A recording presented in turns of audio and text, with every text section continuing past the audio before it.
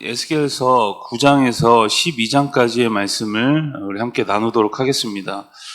먼저 이 9장은 예루살렘의 성전에서 벌어지는 우상 숭배와 이제 그에 대한 이 하나님의 심판을 이야기합니다. 6사람이 이 손에 무기를 잡고 하나님의 심판을 이제 집행하는 일로 이제 부름을 받게 되죠. 죽이는 무기를 든 이제 파괴의 천사들이라고 할 수 있습니다. 이 여섯 천사들과 함께 서기관에 이제 먹그릇을 찬 베옷을 입은 한 사람이 더 등장하고 있죠.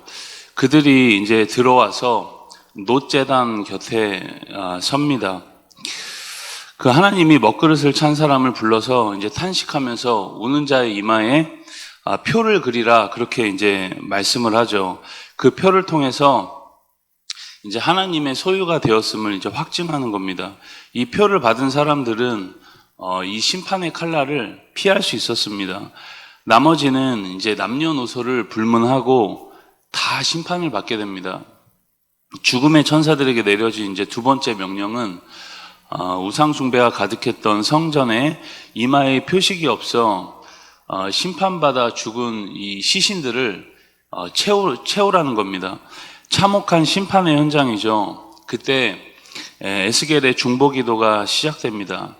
그러나 하나님은 에스겔에게 이미 심판을 거두기엔 늦었다고 그렇게 말씀합니다.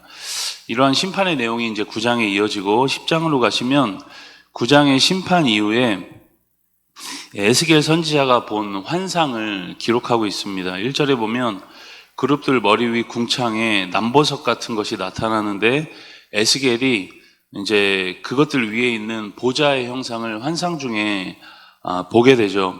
이 보좌는 이제 하나님이 좌정하시는 의자라고 할 수 있습니다. 하나님의 영광을 이제 에스겔이 본 거죠. 하나님은 예루살렘의 심판을 수행했던 이 먹그릇을 찬 그 베옷 입은 한 그 사람에게 말씀합니다. 그릇 밑에 있는 바퀴 사이에 들어가서 그 안에 있는 이제 숯불을 취해서 예루살렘 성읍에 흩으라 그렇게 이제 말씀을 하죠. 숯불은 이제 하나님의 성전을 더럽혔던 예루살렘을 정결케 하는 이제 심판의 불이라고 할 수 있습니다. 가는 베옷을 입은 사람이 명령대로 이제 바퀴 사이에 있는 그룹 사이에 섭니다. 그때 한 천사가 불을 집어가지고 이제 그의 손에 쥐어주고 그가 이제 그 불을 받게 됩니다. 그래서 9절부터 22절까지는 가는 베옷 입은 사람이 가까운 거리에서 그룹들을 보고 좀 자세하게 이제 그룹들의 형태를, 이 천사들의 형태를 설명해주고 있습니다. 이 그룹들은 에스겔 선지자가 그발 강가에서 보았던 생물들이라고 이제 이야기를 합니다. 11장으로 가시면 우리가 계속 살펴보듯이 이 8장에서부터 이 11장까지는 에스겔에게 주신 환상에 대한 그런 내용들입니다. 특별히 성전과 관련된 이 환상이죠. 이 11장 1절부터 13절까지는 성전 동쪽문에서 이제 거짓 평안을 이야기하는 25명의 사람들을 심판하는 그런 심판에 대한 내용입니다. 1절에 보니까 이 25명의 사람을 백성들의 고관이라고 그렇게 이야기를 하죠. 백성들의 지도자라는 겁니다. 하나님께서는 그들을 불의를 품는 사람들이고 악한 꾀를 꾸미는 사람들이라고 그렇게 이야기를 합니다. 그들은 백성들을 향해서 집 건축할 때가 가깝지 아니한즉 이 성읍은 가마가 되고 우리는 고기가 된다 그렇게 이야기합니다. 여러분 본래 예레미야 선지자는 바벨론 포로로 끌려가게 되면 거기다 이제 집을 짓고 또 뭐 텃밭도 만들고 거기서 나는 열매를 먹으라고 이야기했습니다. 바벨론은 너희가 이제 바벨론 포로로 곧 있으면 끌려갈 거니까 이제 거기서 살아갈 이제 마음을 품고 살아가라는 거죠. 그걸 받아들이라는 메시지였습니다. 하나님 말씀 그대로 예레미야는 전했던 거죠. 그런데 지금 고관들이 하는 말은 너희가 바벨론으로 끌려갈 일도 없고 거기에서 집을 짓는 것은 아주 먼 이야기라는 겁니다. 이 성읍인 예루살렘은 가마가 되고 우리는 고기가 된다 그렇게 말하는 것은 예루살렘이 이 무쇠로 만든 가마와 같아서 절대 무너질 일이 없고, 고기인 우리는 그 무쇠와 같은 예루살렘 안에서 보호를 받을 것이다 라는, 어떻게 보면 거짓 평안을 이야기하는 거죠. 이미 수많은 사람들이 포로로 끌려가는 상황에서도 그들은 이렇게 거짓 평안을 이야기합니다.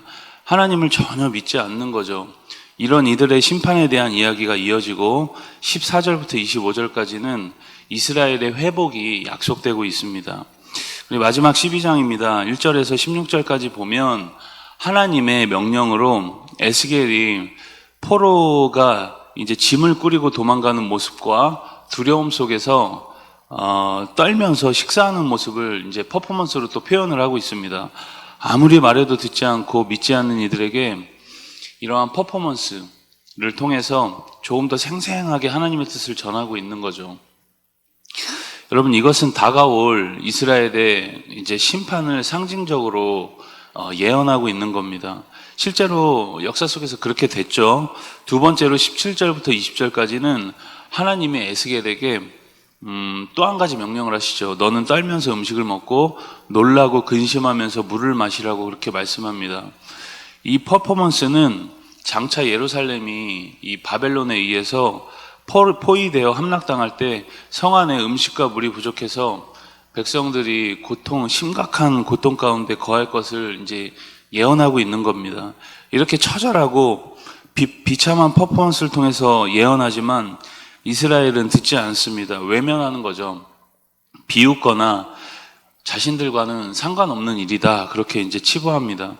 결국 심판은 진짜 일어났고 자신들의 이 심판을 통해서 자신들의 모습을 돌아보게 하는 방법밖에는 하나님에게는 다른 방법이 없습니다. 심판을 받은 후에야 그때서야 하나님의 뜻을 깨닫고 이제 회개도 하게 되는 거죠. 그리고 하나님이 어떤 분이신지 그때서야 이해하고 인정하게 됩니다.